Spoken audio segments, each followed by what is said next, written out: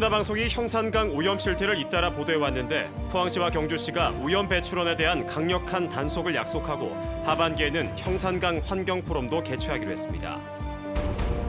소규모 공사와 용역에 대한 수의계약 비율이 영덕군의 경우 다른 지자체보다 월등히 높아 특정 업체와의 유착 의혹이 일고 있습니다. 기후변화로 개화 시기가 빨라지면서 매년 4월 초에 열리는 경주 벚꽃축제도 개최 시기를 조정해야 한다는 지적이 제기되고 있습니다. 여러분 안녕하십니까? 포항 지진이 지열 발전과 관련이 있어 인재로 판명나고 있습니다. 정치권에선 말로는 포항 시민과 피해 재건이 최우선이라고 하면서도 한 발 더 들어가면 어느 정부 때였는지 연도를 계산하며 정쟁에만 열을 올리고 있습니다. 김기영 기자가 보도합니다. 지난 22일 국회 대정부 질문, 더불어민주당 광주 서구갑 송갑석 의원이 지열발전소 의혹 규명을 위해 이낙연 총리에게 감사원 감사와 사법기관 수사 의뢰, 국정감사 등을 요구합니다. 이 사업은 이명박 정부에서 시작했고 황교안 권한대행 시절 세 번째 물주입 후 규모 3.1의 지진을 겪고도 골든타임을 놓쳤다는 취지로 발언하자 김정재 의원이 내내 고함을 지릅니다. 하고 있는 지역이었습니다. 그런데 이명박 정부가 활성당신 지역에 국책 사업을 추진한 것은 이 소식을 접한 민주당 지역위원회도 그냥 지나치지는 않았습니다. 포항 시민을 최우선에 두고 피해 극복에 힘을 모으자고 자처한 기자회견조차 시시비비를 가리는 데 할애했습니다. 진상조사단이 공정하게 운영되지 않고 있다라고 모 정치 권력에서 끊임없는 공격들도 했었습니다. 그럼에도 불구하고 문재인 정부는 국민들에게 알릴 것은 제대로 알리고 어느 정권에서 지열발전 사업을 시작했는지, 어느 정권에서 문제되는 점을 숨겼는지 포항 시민이라면 알고 있는 사실입니다.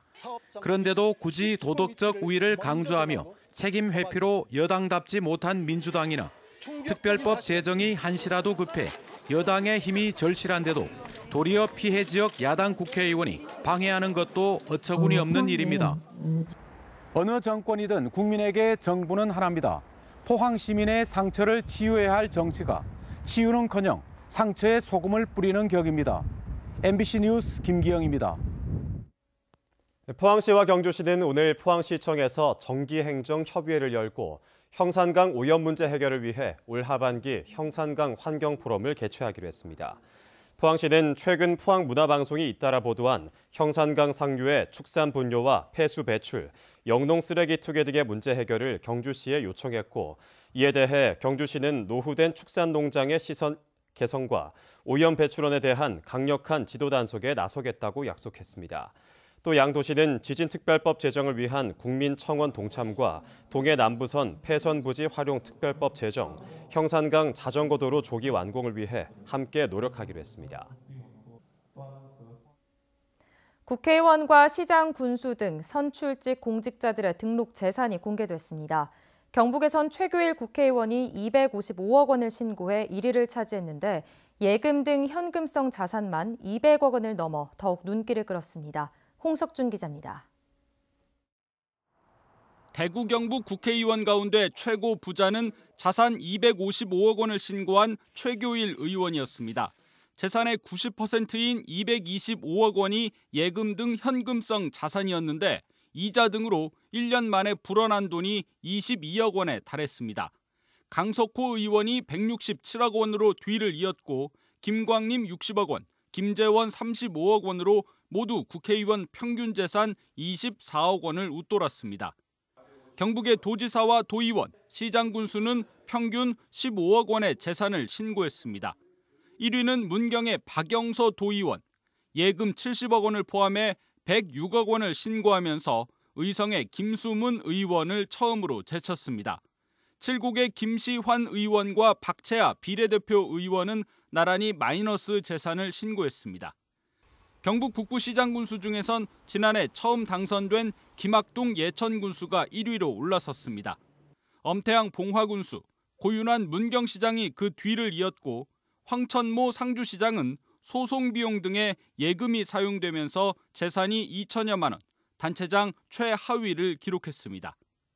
한편 부부가 동시에 등록 대상이 된 민주당 김현권 의원과 임미애도 의원은 배우자의 직계존속 재산을 신고하지 않아도 되는 규정에 따라서 재산 액수가 약 4억 원가량 차이를 보였습니다. MBC 뉴스 홍석준입니다. 영덕 장사 상륙 작전을 소재로 제작 중인 영화 장사리 9.15를 지역 관광자원으로 활용하기 위한 업무 협약이 오늘 체결됐습니다.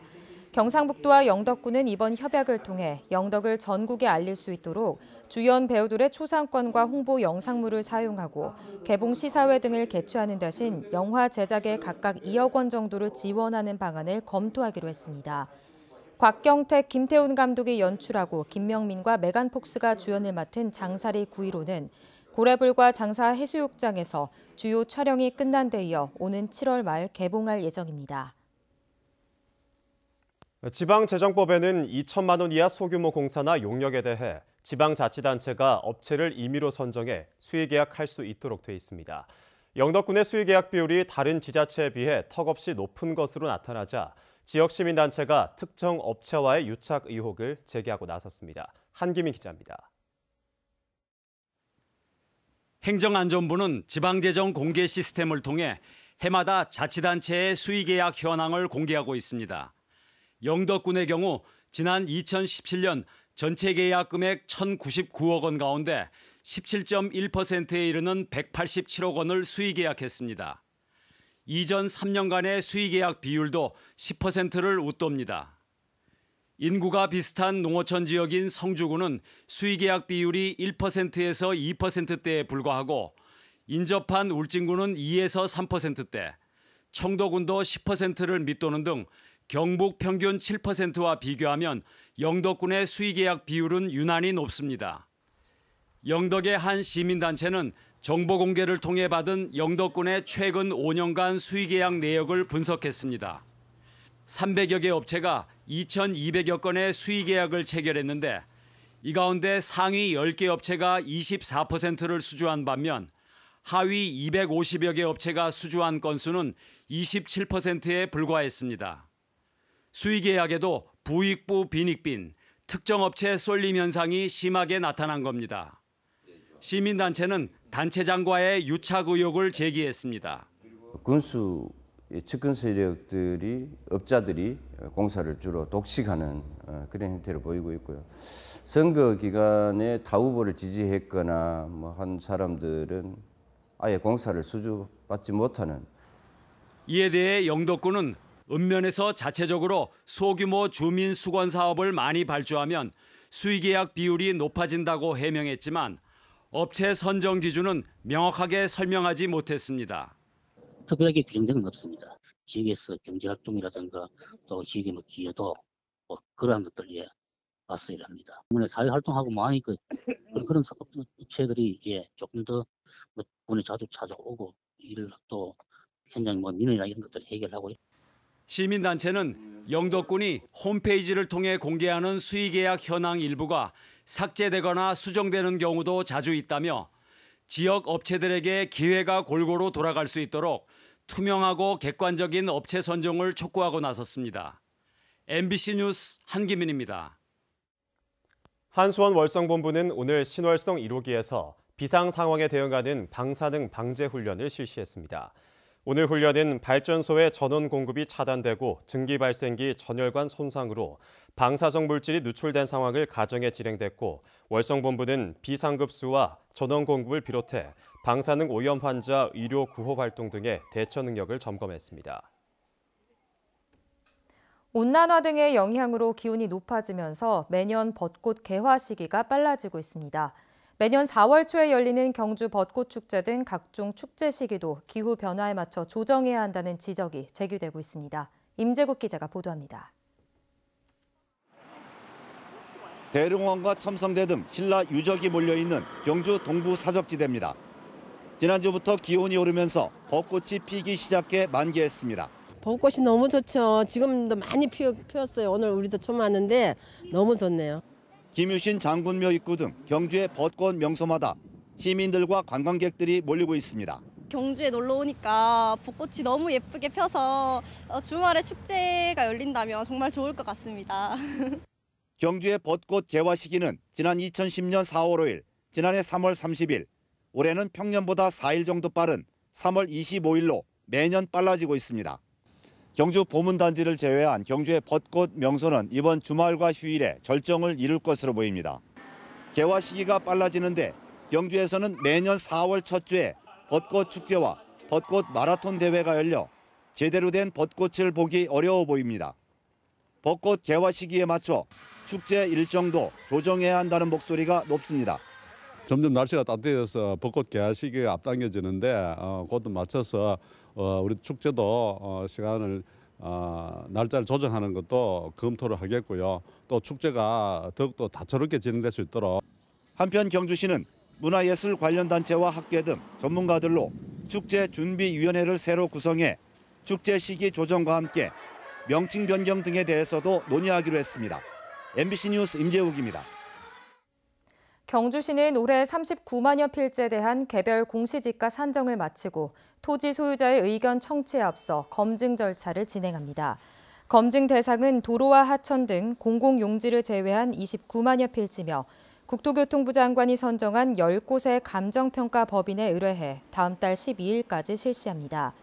국토부가 공시한 표준지 공시지가는 전국 9.42% 상승, 경북 6.84% 상승, 경주는 6.51% 상승한 것으로 나타났습니다. 내년 개교 예정인 국제통상 마이스터고가 독일 자를란트주를 방문해 주 상공회의소와 업무 협약을 했습니다. 두 기관은 청년 인력 양성과 현장 실습, 그리고 채용 정보 제공 등에서 협력하기로 했습니다. 경주 간포고등학교는 내년에 국제통상 마이스터고로 바꾸어 국제무역과 새학급 60명을 모집할 계획입니다.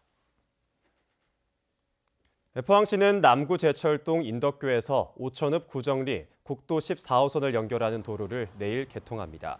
이 도로는 길이 420m, 폭 20m의 왕복 4차로로 지난 2012년부터 48억 원을 들여 완공했는데 청림동과 제철동, 오천읍 등 인근 주민들의 교통 여건이 크게 개선될 것으로 기대됩니다. 오늘 흐린 하늘에 낮 기온 10도 안팎에 머무르며 쌀쌀했습니다. 내일 아침까지는 다소 쌀쌀하겠고 낮 동안에는 평년 수준에 머물겠습니다. 안수진 기상캐스터입니다. 오늘 오후부터는 대기 확산이 원활해지면서 미세먼지 농도 좋음에서 보통 수준을 회복했습니다. 내일도 보통 수준으로 숨쉬기 편안하겠습니다. 오늘 경북 동해안으로는 낮 동안 체감 온도가 10도 밑으로 떨어지면서 반짝 추위가 찾아왔는데요. 내일 출근길에도 쌀쌀함이 감돌겠습니다. 낮 동안 곳곳으로는 찬바람이 불겠고 기온은 평년 수준에 머물겠습니다. 울릉도와 독도에는 오전에 5mm 미만의 비가 내리겠습니다. 자세한 내일 날씨 알아보겠습니다. 내일 가끔 구름 많겠습니다. 아침 기온 5도에서 8도, 낮 기온은 15도에서 18도입니다. 울릉도와 독도에는 바람이 강하게 부는 가운데 오전에 비가 내리겠습니다. 아침 기온 울릉도 5도, 독도 7도, 낮 기온은 울릉도 12도, 독도 11도입니다. 동해상으로는 구름 많이 지나겠고 바다의 물결 동해 중부 해상에서 최고 3m, 동해 남부 해상에서 최고 2m까지 일겠습니다. 토요일에는 경북 동해안과 울릉도 독도에 비가 내리겠고요. 다음 주부터는 대체로 맑은 날이 많겠습니다. 날씨였습니다. 경북교육청은 공무 국외 출장의 투명성을 강화하기 위해 공무원 공무 국외 여행 규정을 개정합니다. 공무 국외 여행 심사위원회는 현재 7명 전원 교육청 내부 위원으로 구성되었는데 개정안에 따라 앞으로는 전문성 있는 외부 위원을 2명 추가로 위촉하기로 했습니다.